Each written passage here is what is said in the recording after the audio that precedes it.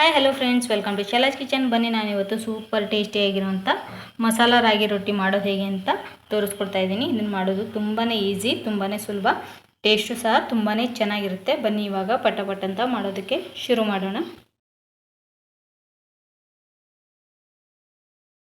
ಬನ್ನಿ, ಇದಕ್ಕೆ ಏನೇನು ಇಂಗ್ರೀಡಿಯೆಂಟ್ಸ್ ಬೇಕು ಅಂತ ನಾನು ನಿಮಗೆ ತೋರಿಸ್ತೀನಿ. ಇದನ್ನೆಲ್ಲನೂ ನಾನು ಸಣ್ಣಗೆ ತುರ್ಕೋತೀನಿ ಮೊದಲಿಗೆ.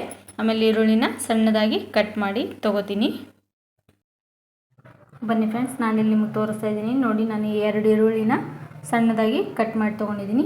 ಒಂದು ಬೀಟ್ರೂಟ್ನ ಹೆರ್ಜಿಬಿಟ್ಟು ತೊಗೊಂಡಿದ್ದೀನಿ. ಒಂದು ಸೌತೆಕಾಯಿನ ಹೆರ್ಜಿಬಿಟ್ಟು ತೊಗೊಂಡಿದ್ದೀನಿ.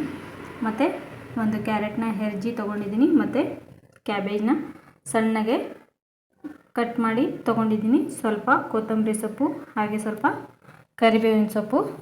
ಮತ್ತು ಇಲ್ಲಿ ನಾನು 2 ಬೌಲ್ ಆಗೋಷ್ಟು ರಾಗಿ ಹಿಟ್ಟನ್ನು ತೊಗೋತಾ ಇದ್ದೀನಿ. ಇನ್ನೂ 1 ಬೌಲ್ನಷ್ಟು ರಾಗಿ ಹಿಟ್ಟನ್ನು ಹಾಕ್ಕೊಂಡಿದ್ದೀನಿ. ಇದಕ್ಕೆ ನಾನು ಅರ್ಧ ಸ್ಪೂನಷ್ಟು ಅರಿಶಿನ ಪುಡಿಯನ್ನು ಹಾಕೋತಾ ಇದ್ದೀನಿ. ಮತ್ತು ಇದಕ್ಕೆ ನಾನು ಸ್ವಲ್ಪ ಜೀರಿಗೆನ ಹಾಕೋತಾ ಇದ್ದೀನಿ.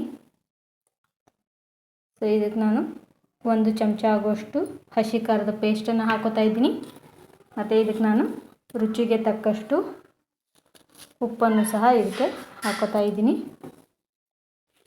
ಎಲ್ಲ ಹಾಕ್ಬಿಟ್ಟು ಇದನ್ನು ಮೊದಲಿಗೆ ನಾನು ಹಾಗೆ ಈ ಹಿಟ್ಟಿನ ಜೊತೆ ಎಲ್ಲ ಮಸಾಲ ಮಿಕ್ಸ್ ಆಗೋ ಥರ ಮೊದಲಿಗೆ ಮಿಕ್ಸ್ ಮಾಡ್ಕೊತೀನಿ. ಯಾಕಂದರೆ ಸೌತೆಕಾಯಿ, ಬೀಟ್ರೂಟ್ ಮತ್ತು ಕ್ಯಾರೆಟ್ನಲ್ಲಿ ನೀರಿನ ಅಂಶ ಇರುತ್ತೆ. ಮೊದಲಿಗೆ ನೀರು ಹಾಕಿಬಿಟ್ರೆ ಅದು ಜಾಸ್ತಿ ಅಳಕಾಗುತ್ತೆ. ಇಲ್ಲಿ ಎಲ್ಲ ಚೆನ್ನಾಗಿ ಮಿಕ್ಸ್ ಆಗಿದೆ. ಇವಾಗ ಸ್ವಲ್ಪನೇ ಇದಕ್ಕೆ ನೀರು ಹಾಕಿಬಿಟ್ಟು ನಾನು ಮಿಕ್ಸ್ ಮಾಡ್ಕೊತೀನಿ.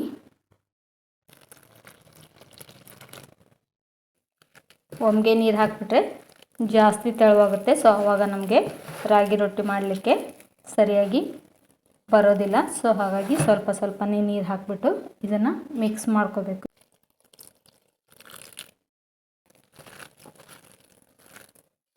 ಬನ್ನಿ ಫ್ರೆಂಡ್ಸ್, ಇಲ್ಲಿ ನಾನು ನಿಮಗೆ ತೋರಿಸ್ತಾ ಇದ್ದೀನಿ ನೋಡಿ. ಈ ಕನ್ಸಿಸ್ಟೆನ್ಸಿನಲ್ಲಿ ನಮ್ಮ ರಾಗಿ ಇಟ್ಟಿದ್ರೆ ಮಸಾಲ ರಾಗಿ ರೊಟ್ಟಿ ಮಾಡೋದು ತುಂಬಾ ಈಸಿಯಾಗುತ್ತೆ. ಬನ್ನಿ ಇವಾಗ ಪಟ ಅಂತ ಮಾಡೋದಕ್ಕೆ ಶುರು ಮಾಡೋಣ. ನಾನಿಲ್ಲಿ ಮೊದಲಿಗೆ ಒಂದು ತವಾನ ತೊಗೊಂಡಿದ್ದೀನಿ. ಈ ತವಾದಲ್ಲಿ ನಾನು ಸ್ಪೂನ್ನಷ್ಟು ಎಣ್ಣೆನ ಹಾಕೋತಾ ಇದ್ದೀನಿ. ಎಣ್ಣೆ ಹಾಕ್ಬಿಟ್ಟು ಇದನ್ನು ಚೆನ್ನಾಗಿ ತವಾ ತುಂಬ ಸ್ಪ್ರೆಡ್ ಆಗೋ ಥರ ಈ ರೀತಿಯಾಗಿ ನಾನು ಕೈಯಿಂದನೇ ಇದನ್ನು ಎಣ್ಣೆನೆಲ್ಲ ತವಾ ತುಂಬ ಸ್ಪ್ರೆಡ್ ಮಾಡ್ಕೊಂಡಿದ್ದೀನಿ. ಇವಾಗ ಸ್ವಲ್ಪ ತಳ್ಳಗೆ ಆಗೋ ಥರ ಸ್ವಲ್ಪ ಹಿಟ್ಟು ತೊಗೊಂಡ್ಬಿಟ್ಟು ಈ ರೀತಿಯಾಗಿ ಇದನ್ನು ನಮಗೆ ಎಷ್ಟು ತಳ್ಳಗೆ ಬೇಕೋ ಅಷ್ಟು ತಳ್ಳಗೆ ಇದನ್ನು ಈ ರೀತಿ ಹಂಚಿನ ತುಂಬ ಪೂರ್ತಿಯಾಗಿ ತಟ್ಕೋಬೇಕು. ಇವಾಗ ಮಧ್ಯದಲ್ಲಿ ಮತ್ತು ರೊಟ್ಟಿಯಲ್ಲಿ ಪೂರ್ತಿ ಎಷ್ಟು ಸಾಧ್ಯನೋ ಸ್ವಲ್ಪ ಗ್ಯಾಪ್ ಬಿಟ್ಬಿಟ್ಟು ಅಷ್ಟು ಹೋಲ್ಗಳನ್ನ ನಾನು ಮಾಡ್ಕೋತಾ ಇದ್ದೀನಿ. ಅಂದರೆ 6 ಹೋಲ್ಗಳನ್ನ ಮಾಡ್ಕೊಂಡಿದ್ದೀನಿ. ಇವಾಗ ಇದನ್ನು ಗ್ಯಾಸ್ನ ಆನ್ ಮಾಡ್ಕೊಂಡಿದ್ದೀನಿ. ಈಗ ಮಾಡಿಕೊಂಡಿರುವಂಥ ಹೋಲ್ಗೆ ಸ್ವಲ್ಪನೇ ಎಣ್ಣೆನ ಹಾಕ್ಕೊಂಡು ಇದನ್ನು ಮುಚ್ಚಿಬಿಟ್ಟು ಇದನ್ನು ಒಂದು 5 ನಿಮಿಷ ಬೇಯಿಸ್ಕೊತೀನಿ. ಅಂದರೆ ಇದು ಪೂರ್ತಿಯಾಗಿ ಒಂದು ಸೈಡು ಬೆಂದ ಮೇಲೆ ಇದನ್ನು ಮತ್ತೆ ತಿರುವಾಕಿ ಮತ್ತೆ ಬೇಯಿಸ್ಕೊತೀನಿ ನಾನು. ಬನ್ನಿ ಫ್ರೆಂಡ್ಸ್, ಇವಾಗ 5 ನಿಮಿಷ ಆಗಿದೆ. ಇದ್ರದ್ದು ಕಲರು ಯಾವ ರೀತಿಯಾಗಿ ಚೇಂಜ್ ಆಗಿದೆ ಅಂತ ನೀವೇ ನೋಡ್ತಾ ಇದ್ದೀರಾ ನೋಡಿ. ಇವಾಗ ಪೂರ್ತಿಯಾಗಿ ಹೇಗೆ ಕಲರ್ ಚೇಂಜ್ ಆಗಿದೆ ಅಂತ ನೀವೇ ನೋಡ್ತಾ ಇದ್ದೀರಾ. ಇಷ್ಟಾದಮೇಲೆ ಇದನ್ನು ಪೂರ್ತಿಯಾಗಿ ಇದನ್ನು ಎಲ್ಲ ಸುತ್ತು ಕಡೆ ಬಿಡಿಸ್ಕೊಂಡು ಈ ರೀತಿಯಾಗಿ ತಿರುವಿ ಹಾಕಿಬಿಟ್ಟು ಇದನ್ನು ಮತ್ತೊಂದು ಸೈಡ್ಗೆ ಚೆನ್ನಾಗಿ ಬೇಯಿಸ್ಕೊಂಡು ತಕ್ಕೋಬೇಕು. ಅದಾದಮೇಲೆ ಇದನ್ನು ತುಪ್ಪದ ಜೊತೆಗೆ ಅಥವಾ ಮೊಸರಿನ ಜೊತೆಗೆ ಹಾಕೊಂಡು ತಿಂದರೆ ರುಚಿ ತುಂಬಾ ಚೆನ್ನಾಗಿರುತ್ತೆ, ತುಂಬ ಟೇಸ್ಟಿಯಾಗಿರುತ್ತೆ. ಈ ಕಡೆ ಬೇಯಿಸ್ಕೊಳ್ಳಿಕ್ಕೆ ಅಂತ ಸ್ವಲ್ಪನೇ ಈ ಹೋಲ್ಗಳಲ್ಲಿ ಎಣ್ಣೆನ ಹಾಕ್ಕೊಂಡು ನಾನು ಬೇಯಿಸ್ಕೊತಾ ಇದ್ದೀನಿ. ನೋಡಿ ಫ್ರೆಂಡ್ಸ್, ನಾನಿಲ್ಲಿ ನಿಮ್ಗೆ ತೋರಿಸ್ತಾ ಇದ್ದೀನಿ ನಾನು ಮಾಡಿರುವಂಥ ಮಸಾಲ ರಾಗಿ ರೊಟ್ಟಿ ಯಾವ ರೀತಿಯಾಗಿ ಬಂದಿದೆ ಅಂತ.